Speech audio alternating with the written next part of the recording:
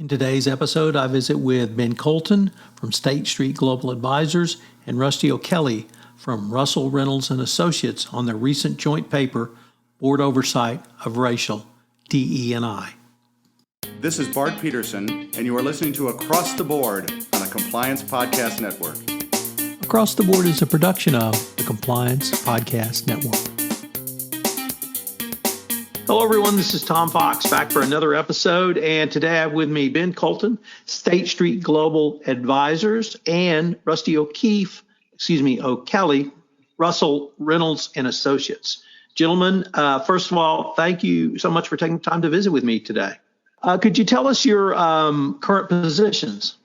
Sure, I can start. My name is Ben Colton, and thank you for the introduction. I'm the global co-head of our asset stewardship program at State Street Global Advisors. State Street Global Advisors is an asset manager with over $3 trillion in assets under management.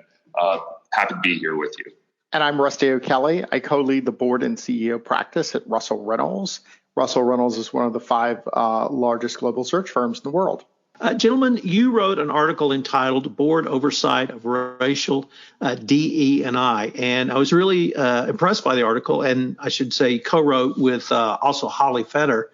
But I really wanted to get you guys on a podcast to maybe explore some of the topics and issues you wrote about it and how this really is a critical part of ESG. So if I could start with, why did you jointly write this article? Yeah, maybe I could start out. The intention of this collaboration was really to look both in the mirror and through the window as well from State Street Global Advisors' perspective. So we wanted to first explore how State Street Corporation could become best in class in their oversight of racial and ethnic diversity and DEI more generally. So that was really looking within the mirror. In 2020, State Street Corporation announced that it would be taking 10 actions to address racism and inequality. And as part of those 10 actions, the asset stewardship team, the team that I lead, was tasked with an internal co-functional, cross-functional work stream to really study what is best practices out in the market. So we were lucky enough to team up with Russell Reynolds Associates and also the Ford Foundation to explore this topic, which it was relatively new in terms of what are the best practices. So it was a fantastic opportunity to shed light onto a new and definitely an important area. From the window perspective, looking out in the companies in which we invest in, our asset stewardship program has had a long-standing focus on effective boards and effective board oversight of environmental, social, and governance issues. As I mentioned, there's relatively a lack of literature in the field regarding board oversight of DEI, and we really wanted to enhance that literature. It's also a part of our team's growing focus on social issues and especially the governance of those social issues. So that was really the genesis of this collaboration with Russell Reynolds and the Ford Foundation. Could you follow up, Ben, with who is this article aimed at? Yeah, so the purpose of this article was again to provide best practices or guidance for boards to start thinking about these issues more closely and how they can capitalize on the opportunities and also they can mitigate against the risks related to DEI. So it was really meant for corporate directors who are looking to get serious about managing these risks and opportunities. It's also useful for C-suites who will be managing the risks and opportunities in the day-to-day. Another audience members could be stewardship team, like the stewardship team at State Street Global Advisors and others that are focused on engaging, voting, and analyzing disclosure related to DEI and its oversight. You hit upon 2 reasons that the article impressed me so much. Is you and I have had the chance to visit around asset stewardship and issues related to that previously, but this article really also focuses on stakeholders, and you touched upon that by looking in the mirror, which I thought was a great phrase. But if I could now turn to what does or perhaps should motivate a board in the oversight of racial equity and equality? Yeah, maybe I can start out and then Rusty can add some more context because he's looking at it through a different lens. From our perspective, before writing the paper, we really leveraged some of the insights that we were getting from our conversation with companies. and to identify the key risks and opportunities related to racial and ethnic diversity. And those included, reputational risk or strategy, how are companies formulating their strategy, the risks and opportunity related to financing, regulatory and compliance risks and opportunities, human capital management, and lastly, the economic impact. So we identified these 6 different areas. When we were going through these interviews, we found that most directors were motivated by reputational risks, or also thinking about this through a strategic lens as well. So we were pleased to see that the impact from our conversations and our focus on investors was actually resonating within the boardroom. We were finding that, as you mentioned, that few directors were really focused on the potential societal impacts of their operations and services on communities of color. So we believe that this is going to increasingly become important. So we wanted to share best practices and really bring this to the forefront, because we think that this is increasingly going to be an important issue for boards to consider. Rusty, maybe you have more context from your lens. Yeah, when we talk to boards, or just context, Russell Reynolds works with, in the U.S. alone, 250 boards a year, or 200 boards a year, in public and large private companies. And what we're seeing, almost all of them talk with us about DE&I. It is a huge agenda item, and it is on reputation and strategy. And I would emphasize, we also hear a lot about human capital. It's probably because they're talking to us, because they want to make sure that they have a brand in the market that can attract the best talent. They want to make sure that they are taking advantage of all the potential markets that they can go after. And they want to make sure that their reputation also within the media, with other stakeholders, is positive. So it is a topic that is ubiquitous, to say the least. And it's not just about board recruiting, it's also about the executive teams and how to ensure that the culture is inclusive, because they want to make sure that with a diverse workforce and a diverse board, that they're getting the best out of everyone. If I could follow up, Rusty, what does board oversight look like in practice from your perspective? It's evolving. That's the simplest way to put it. And that's why we were so happy to partner with State Street and the Ford Foundation to help give boards some guidance. Very few boards as a collective are talking about DE&I on a regular basis. Now, let's be clear, it comes up, but is it a regular agenda item? No. Depending on what part of the topic that boards have broken it up into, it may be in nominating in Gov around board composition, and do you have the right diversity there? It could be in compensation, as what kind of metrics do you have or not, because most companies do not have metrics around this, compensation metrics around it, but that's where that discussion happens. And it could be an audit as one of the types of risks that a company could face. So it is an evolving. It's evolving as we speak.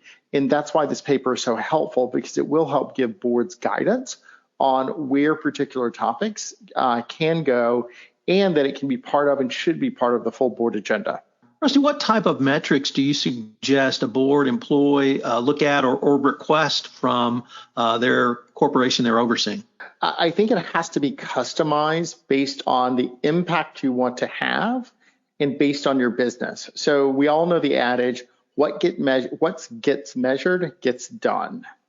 And so each company, the board needs to have a thoughtful conversation about what it is where they see an opportunity and where they want to try to take some corrective action, or where they're having very positive results and they want to continue reinforcing it. I mean, there are some classic metrics around board diversity, ethnic diversity, around senior team ethnic diversity. And I would be remiss that if I didn't mention that, NASDAQ and with the SEC's blessing is now going to be requesting information for disclosure on board makeup. So in addition to the diversity mandate and that comply or explain regime, what is often not being talked about is you're going to have a board matrix to disclose the racial identity of directors or why they did not disclose, or that they're not identifying. I think that's going to prompt many conversations. Many boards are focused on retention issues, and so they'll look at those type of metrics in the workforce. So there's really a wide variety of metrics that one can look at, depending on what your target is. So another example is, consumer companies are really focused on penetrating certain markets. You'll see strategy and business and operational related metrics around market penetration among certain communities as a metric. The key for success is align it against your strategy and your overall business goals to make sure you're measuring and getting focused on the areas that are important. Both of you all work in the international context. What are some of the challenges in that international and global context in this area?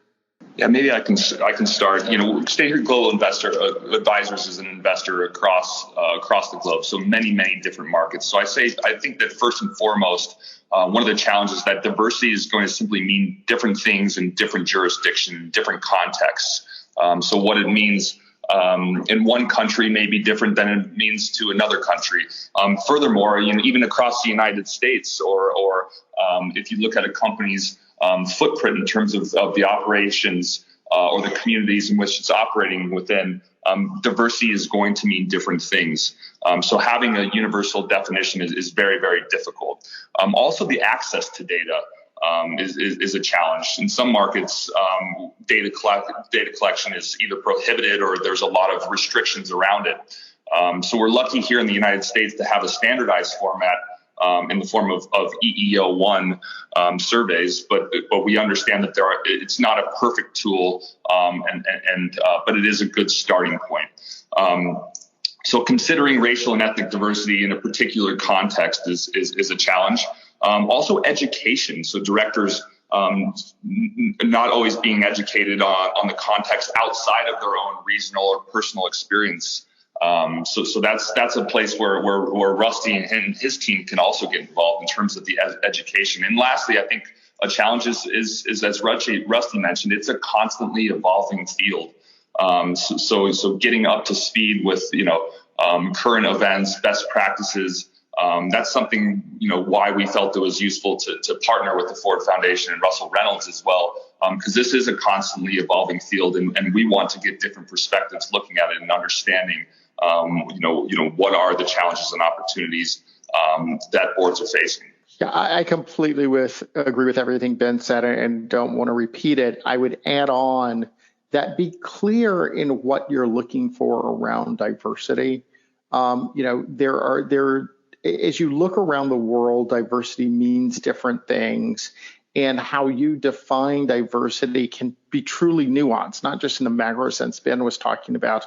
It's funny, we had a conversation with a client just last week who's Hispanic, who said, you all need to do more for Hispanics. And we shared some of our data, some of our statistics, and he said, well, no, all these people from foreign countries who are Hispanic, from Mexico, from Central America, they don't count. I mean, U.S. born Hispanics.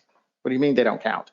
I mean, it's one of those things you have to be clear and really have to focus on what is going to be helpful in terms of the business, in terms of moving the conversation along, because you want diverse people from different backgrounds in order to help better understand your stakeholders and better lead the company from an executive point of view and govern the company from a board point of view. Rusty, in addition to that flexibility that you raised, what other guidance would you suggest for a board at this point? Well, there's a lot that we could say. And so one of the things that we did that I was so pleased that State Street, Ford, and Russell Reynolds could align around is we came up with 10 responsibilities of boards in the effective oversight of racial and ethnic diversity. And we actually had a top 10 list. And I'm not going to go through all top 10. I would just urge you to read it. But I think that the first and foremost is ensure that the CEO and the board chair, whether they are one person or different people, have a capacity and commitment to drive the racial efforts long term. And this is really important because our society is evolving. I think we've just seen in the past 10 days of this recording, U.S. Census data come out. our society is evolving pretty dramatically. And consequently, boards and CEOs, this isn't a nice to do, it's a must do, because your stakeholders and particularly your workforce will continue to be more and more diverse. And you're going to need to have leadership at the board level and at the executive level that reflects that diversity and builds an inclusive culture. I think the other is, particularly with the board, make sure that there are board members, who have experience with the oversight of DE&I in their executive life or as boards elsewhere. It doesn't mean every board member, but make sure there are at least a couple that do, because just like you want people on other topics who have experience in different areas, you want people who have the experiences, who know what good looks like, but also knows where the problems are. And then finally, I would say, make this part of the business strategy and work toward clear and quantitative performance metrics. What gets measured, what gets done. One of my favorite quotes in all of these interviews were, this is about setting goals. And American business, global business, they're very good at setting goals. We set goals, we go after them. Same thing with DE&I and racial DE&I. You set goals, not quotas, goals. You measure them along the way. You course correct, and you reward at the end or don't reward at the end, depending on whether it's met. Just like any other business goal, and again, repeating, this isn't something that's nice to do. This is something that's a business imperative because of the quickly changing demographics of our society and of your workforce and of your customers. No, I think that's a really helpful overview, and I would urge folks to look at those 10 points that we established in terms of guidance.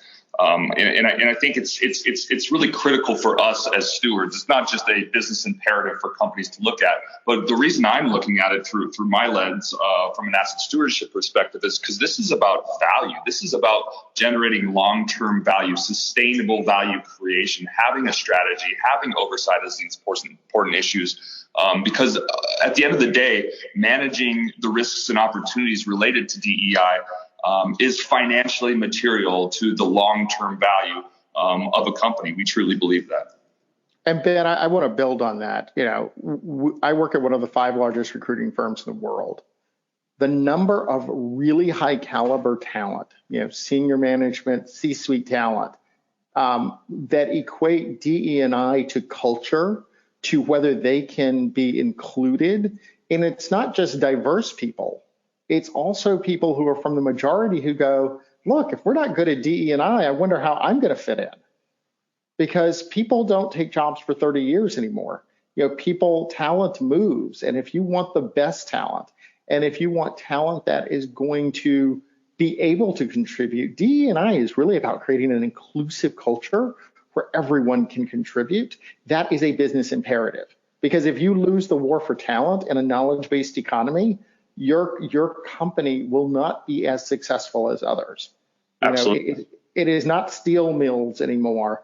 It is coding. That is intellectual capital, and that intellectual capital is mobile, and they will go where they feel that they can contribute. And this is particularly true. It's not just millennials. It's other groups and all of us want to make a difference. And so that's why this is really a business imperative, so you can recruit the right talent, particularly at the mid-levels and senior levels, that will really make a difference on the execution of your business strategy.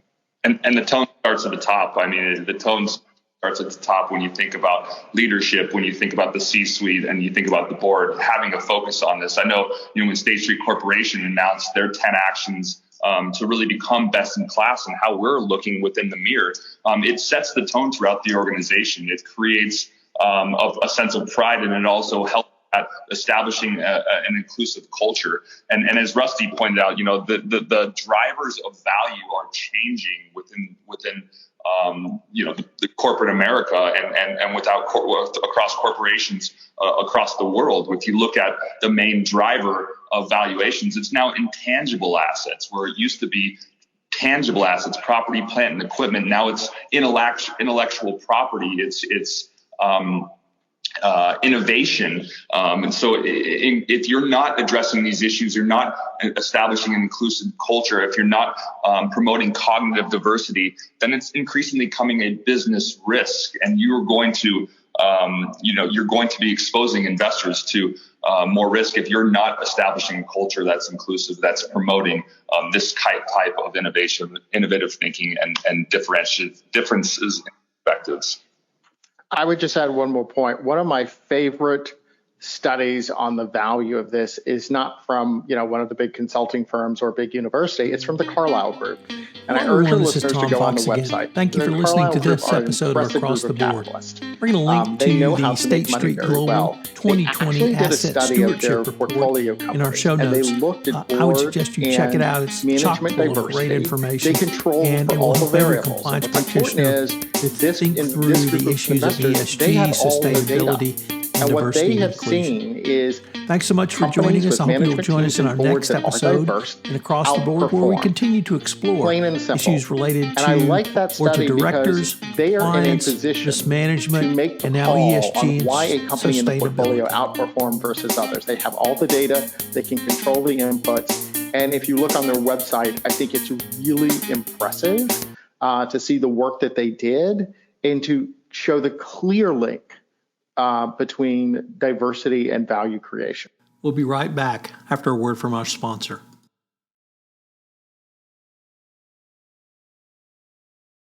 You both have talked about very passionately sustainability, but I want to pose the question in the broader context of ESG. Do you also see this as a G issue? Because it strikes me in listening to you both that this is a corporate governance issue as well. I was wondering if I might get your thoughts on whether these issues are critical to the overall success of the G component of ESG. Absolutely. And I like to refer to it as the G of S. So it's the governance of social issues. But you're absolutely right in saying that this is a governance issue. First and foremost, if you just look at the composition of the board itself, having cognitive diversity is one of the drivers why we started focusing on gender diversity many years ago through our Fearless Girl campaign. Not having diverse perspectives on the board is leading more companies toward boards to groupthink. There's a lot of academic evidence showing that diverse groups see risks from different perspectives and better business outcomes. And Rusty just referenced one study of numerous studies pointing towards the benefits of cognitive diversity and diverse groups at the C-suite and the board level. And also, if you look at the nomination process itself, if you have a board that's only been white males for many, many years, then there's probably something wrong with the nomination process itself. There's probably something flawed in the nomination process of identifying and selecting new directors. So that's a governance issue. Then if you look at what we're looking at is other stakeholders as well, whether it's your employees or the communities in which you're operating in, that's a governance of social issues. So how does the board have oversight of a wider set of stakeholders outside of the board itself? And I think that is a new and emerging area. We're already seeing that in the environmental side. So it's not just about the company's carbon footprint. It's also about how boards are thinking about the governance of environmental issues. So having oversight of ESG is absolutely essential, and it's a new and growing area that we're really focused on. I completely agree. I would just say it's a shame we call it ESG because it should really start with governance. It is about the governance of environmental and sustainability issues. It is about the governance of social and other stakeholder issues. I would start with the G. How is the board going to establish a framework, parameters, metrics of what it will oversee in its capacity, and how will management think about the execution of those things? I think those are critical questions. And the board should be considering issues that are financially material to the long-term value and sustainability of the company. And increasingly are we seeing that environmental issues and social issues are becoming more and more financially material. For the numerous reasons that we've pointed out. So increasingly, the board is going to be expected to have oversight of these financially materially related to environmental and social factors. Gentlemen, unfortunately, we're near the end of our time for this podcast, but I was wondering if our listeners wanted any more information on State Street Global Advisors or Russell Reynolds and Associates, where could they go? Yeah, they can go to both of our websites. The report is available on both Russell Reynolds' website and also State Street Global Advisors websites.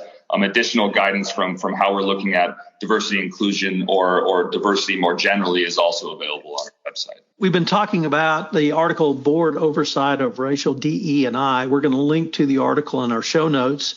Ben, it's always a pleasure to have the chance to visit with you. And Rusty, it's been a pleasure to visit with you for the first time. I hope we can continue the conversation going forward.